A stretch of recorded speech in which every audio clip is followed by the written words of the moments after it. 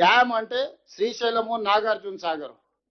దేని వెనకాల లిఫ్టులు పంపులు పెట్టినా ఫుట్బాల్ మునిగినట్టే బావిలో నీళ్లు.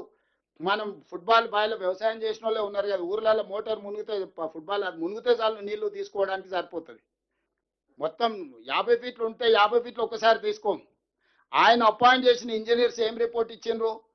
మీరు 35 రోజులు రోజుకు 2 టీఎంసీలు 70 టీఎంసీలు తీసుకోవడానికి 35 రోజులు ఫ్లడ్ 1 lakh క్యూసెక్స్ లేవు, 25 నుంచి 28 డేస్ ఉన్నాయి.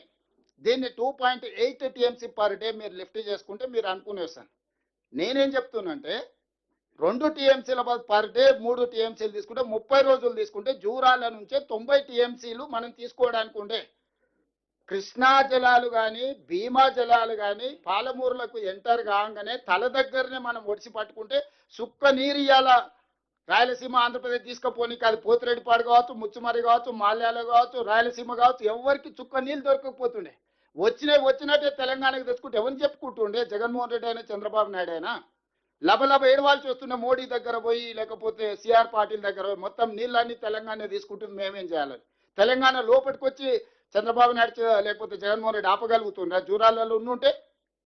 ఈరోజు జూరాల నుంచి శ్రీశైలం పంపించుడితోటి నీకేమో 0.25 టీఎంసీ నీళ్లు తీసుకోవడానికి ఉంటే వాళ్ళకి 13 టీఎంసీలు తీసుకోవడానికి ఉంది.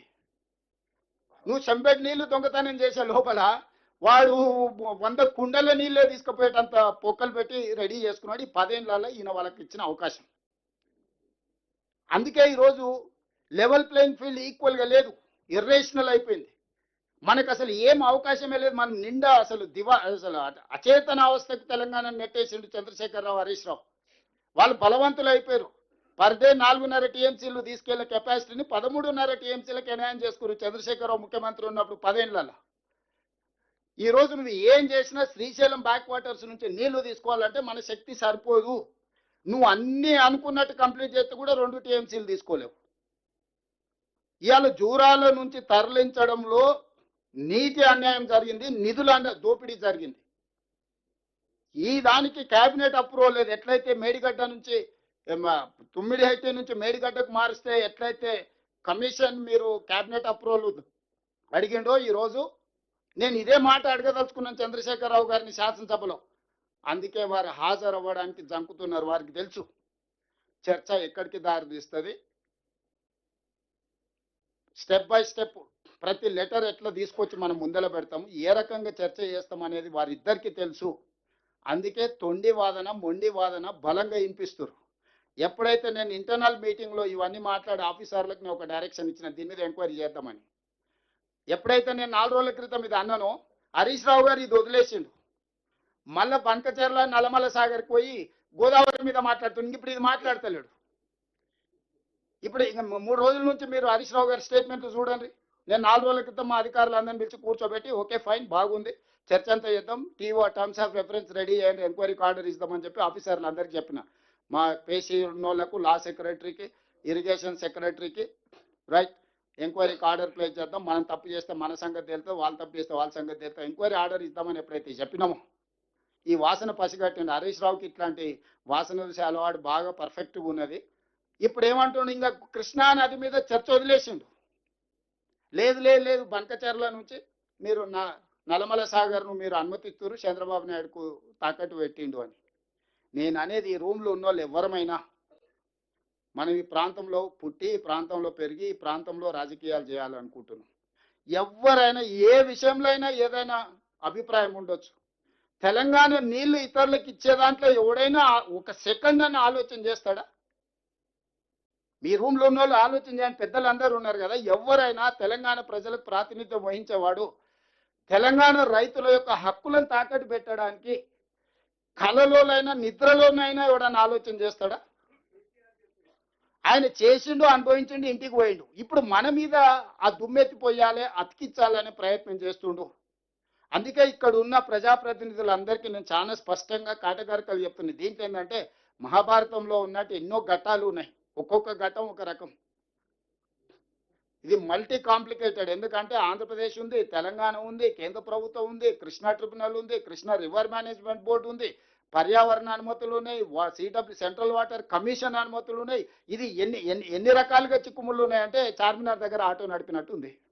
ఎవడు ఏ పక్క నుంచి ఏ సందులో నుంచి ఓడొస్తాడో, సైకిల్ మోటార్ వాడు వస్తాడో, కారు వాడు వస్తాడో, ఎవడు వస్తాడో తెలియదు, నడుచుకుంటే వాడు వస్తాడో, అరటి పండ్ల బండి వచ్చి అడ్డం పెడతాడో తెలియని పరిస్థితుల ఈ జల వివాదాలకు సంబంధించిన చర్చ ఉన్నది.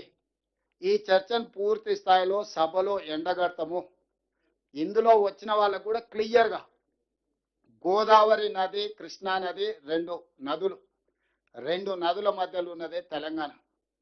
ఈ తెలంగాణ హక్కుల కోసం మన ప్రభుత్వం ఉమ్మడి రాష్ట్రంలో హక్కులను సాధించుకోలేకపోతున్నాము, హక్కులకు అన్యాయం జరుగుతుందని, నష్టం జరుగుతుందని తెలంగాణ రాష్ట్రం ఇచ్చినాం.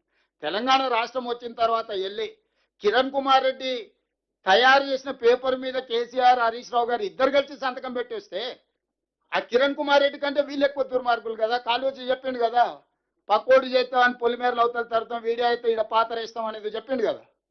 సో అది సరిగ్గా వీళ్ళిద్దరికి వర్తిస్తుంది. ఆ రోజు ఇరిగేషన్ మినిస్టర్ హరీష్ రావు గారు, చీఫ్ మినిస్టర్ కేసీఆర్ గారు, వీళ్ళిద్దరిని ఊరేసిన, నేను అథారిటీగా చెప్తున్నా, వాళ్ళిద్దరిని ఈ జలాల విషయంలో చేసిన అన్యాయానికి హరీష్ రావు గారిని, కేసీఆర్ గారిని ఊరే తీసినా తప్పు లేదు.